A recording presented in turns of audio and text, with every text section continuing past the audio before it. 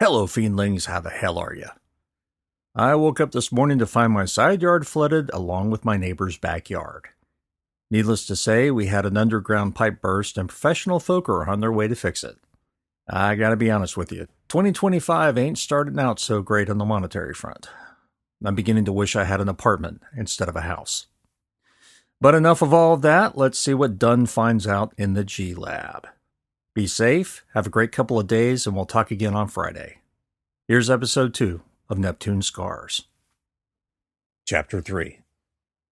The Grav Lab entrance looked too clean to actually be in use.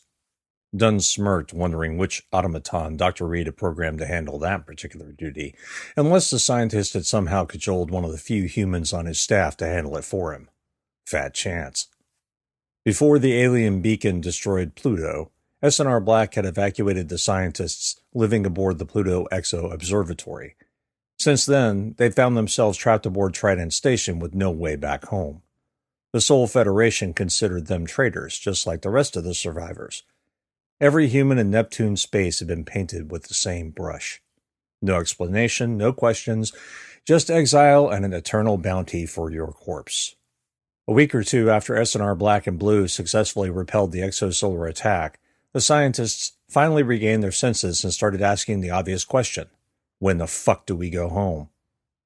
Even after Dunn had explained the consequences of their return to Sol Federation space, 3 of the 7 scientists had demanded he provide them with a ship. They'd take their chances. Dunn still wasn't sure he'd made the right call in denying their pleas and essentially telling them, tough shit, you're in the same boat as the rest of us. Get over it. To make matters worse, most had only signed up for a single tour aboard PEO and had apparently loathed Dr. Reed's leadership. Now Dunn had effectively told them not only were they forced to live in exile, the only jobs available at the station for them included working for Dr. Reed. Sad, too. From the little time he'd had to spend with the scientific team, he liked all of them, but felt as though he'd always be hated for essentially ruining their lives.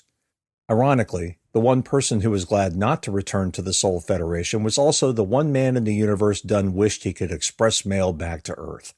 Dr. Nobilis Reed. A happy-looking letter G floated above the entrance, the occasional artistic crackle of light marring the holographic illusion. Nice touch, Dunn thought. Who's the decorator? He hadn't been down to the Grav Lab in several days, but it did seem as though the module was in constant flux, as items were added to the design or taken away. It was almost as if chaos thrived behind its doors and was spreading beyond them.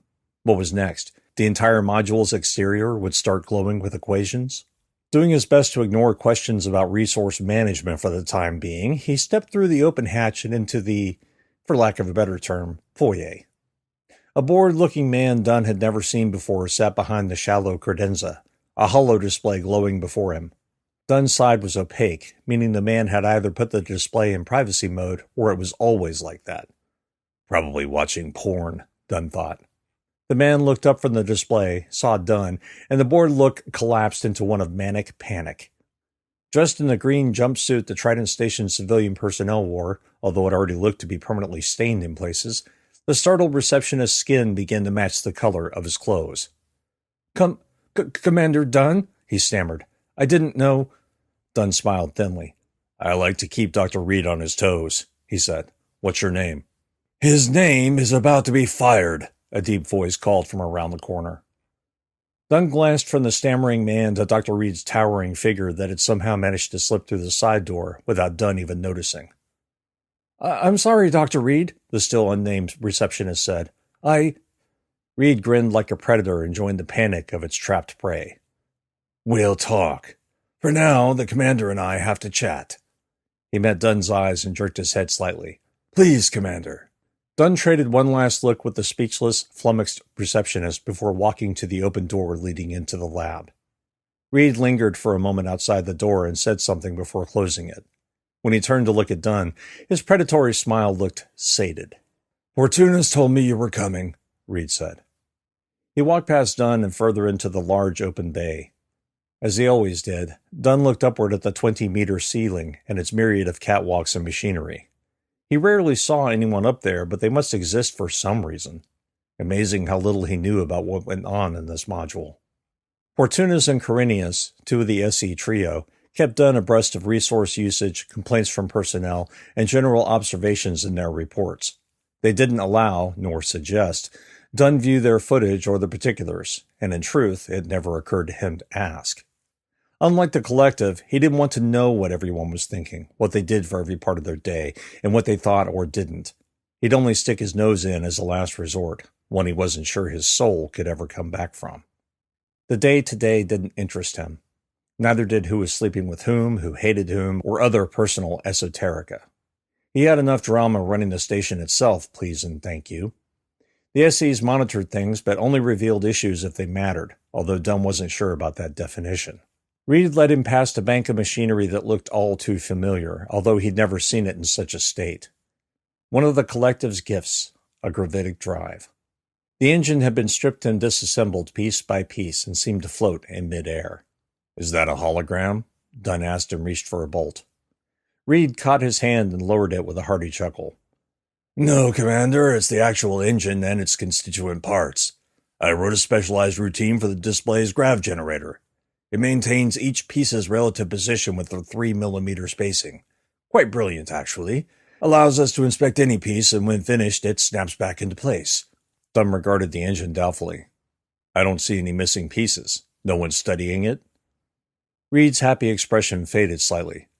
"Not at this moment, no." He turned and walked further through the open area toward a set of partitions. Dunn followed in his wake while doing his best to listen to the man's words. "The entire team is currently focused on the Scar, Commander. As you might recall, you yourself suggested," Reed said without turning around. Dunn still managed to hear every word of the scientist's baritone voice. "Yes, I realize that," Dunn said. The taller man had a long stride, and Dunn had to lengthen his own to keep up. "Oh, to get you in a combat suit and run your ass around the station," he thought. He nearly chuckled at the fantasy. Boy, he needed a vacation, and that was something he knew he'd likely never have again. His last leave had been to recover from the damn satellite war. Trident Station, on the other hand, would always be at war. Or so it seemed. "So the question was unnecessary," Reed said, and stopped near the temporary airlock. "Come on, let's go inside." Dunn raised an eyebrow. "Why do you have an airlock?" Reed shook his head, a wry smile on his face. "It actually shields the lab from extraneous gravitons, so don't be surprised when you find yourself in microgravity." "Oh," Dunn said dumbly. Reed's grin grew, and Dunn felt as though he were going to regret this. Regardless, he stepped into the small airlock. After joining Dunn, Reed closed the hatch and pressed a button. Air rushed by Dunn's exposed skin, and a brief blast of light bathed his body. Blinking, he looked at Reed. "All this really necessary?" Reed nodded and held out his hand. "Your comms?" "Hey, wait a—" Reed raised a finger to his lips. Rolling his eyes, Dunn unfastened his bracelet and handed it to the scientist. Reed immediately unfastened his own and placed them on the shelf inside the airlock. The status lights turned green and the inner door opened. Reed walked backward through the open door, and his feet suddenly didn't seem to be making contact with the deck. Instead, he floated a few millimeters above the plasteel. Shaking his head, Dunn stepped across the threshold and felt gravity completely slip away. He peered into the wide corridor beyond and saw several of the GravLab's personnel tending their floating workstations or talking in front of the hollow boards. From the outside, you'd think no one worked in here, Dunn thought. "Anti-grav workstations?" Dunn asked. Reed followed his gaze at one of the white-coated scientists floating in midair in front of a hollow display and an interface board. The woman didn't acknowledge their presence. She'd probably perfected that having to work with Reed, Dunn thought. "We are studying gravitons in depth," Reed said. "Besides, it avoids certain issues." Dunn saw several large cylinders at the far bulkhead. Each had a flurry of warnings flashing from their surfaces, as well as a floating hazard sign above the rack. "Do I want to know?" Reed's smile only widened. Pretty soon the man's mouth might come apart. "Nah, only in my dreams," Dunn thought. "As little as possible," Reed said. "Until I understand things, that is." Dunn blinked. "Just you, or you and the team?" Reed blushed, but it lasted only an instant before his arrogant grin returned. "The team, of course." "Of course," Dunn said. Reed raised a finger. "However, there are a few things we need to discuss." Dunn idly wondered how the scientist would respond if he bit the man's finger off. Instead, he merely grunted and waited. Reed seemed annoyed Dunn hadn't taken the bait. What we need to discuss are gravity generators. Dunn pointed at the floating workstation. You're already generating gravity. Reed's grin returned as toothy as ever. We are. Enough there to raise a workstation and a person. Think larger. How much larger? The scientist tapped his wrist, and a hollow display appeared before them, Neptune visible at a distance, while the scar seemed to cover the space above it, although it was much, much further away. This wasn't a simulation, Dunn realized. This was footage from Black. The mission's telemetry indicates the scar reacts to gravitons, he said. We already had a pretty good idea it would, but now we know for sure. The question is, can we use gravity to close it completely? Close it? Dunn asked. What do you mean? Dr. Reed made a few gestures and the view changed again, Neptune no longer in the frame and the scar much closer. Again, the feeds were from Black. Particle theory suggests antiparticles exist. You've heard of antimatter, right? This is similar. Dunn thought he understood where this was going. Anti-gravitons? Reed nodded, a self-satisfied smirk on his face. Something like that, yes. We don't have enough evidence to confirm the theory, of course, but it might be that binary of an answer. Or something else entirely, Dunn muttered. True, Reed said. Hence the need to research and experiment. Black had already told Dunn this conversation was coming. She'd also told him her concerns and had provided her opinion on the subject. Now it was time to make Reed's head spin a little. Apart from sending a probe with a gravity generator aboard, firing gravitons at the scar and taking readings, what do you suggest? Reed's grin flickered and he leaned forward slightly as if he'd deflated. That's what I was going to suggest. Ah, Dunn said, acting surprised. What are the risks? Reed put his hands on his hips. The particle theory suggests a graviton and an anti-graviton would produce an annihilation, with both being utterly destroyed. If the law of energy is concrete, that is. Isn't it? Dunn asked, confused. As far as I know today. Ask me tomorrow. The way the scientist said the sentence gave Dunn a shiver. The collective provided humanity technologies that are far advanced from our centuries-old understanding of physics and chemistry. They have obviously mastered quantum physics, power consumption engineering, and gravity itself. We as a species are nowhere near these milestones. Reed was right, of course. This was a conversation he'd had more than once with Black, although with different trappings.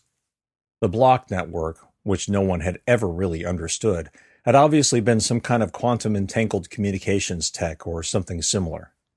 The collective, in its previous guises, had invented those technologies, made humanity reliant on block tech and automation, and then pulled it all out from under them. They did all of that without ever resorting to direct violence. No, he thought, that's not true at all, is it? He didn't know the details, but he was damn sure they had been the cause of both the satellite war and the Schiaparelli insurrection. They did it from the shadows and in plain sight at the same time, just as they duped humanity into sending Mira. They had had centuries to think, to plan, to plot, to simulate. They doled out their technologies to the humans when necessary, while no doubt keeping the truly powerful breakthroughs for themselves. He couldn't blame them for that, but it begged the question.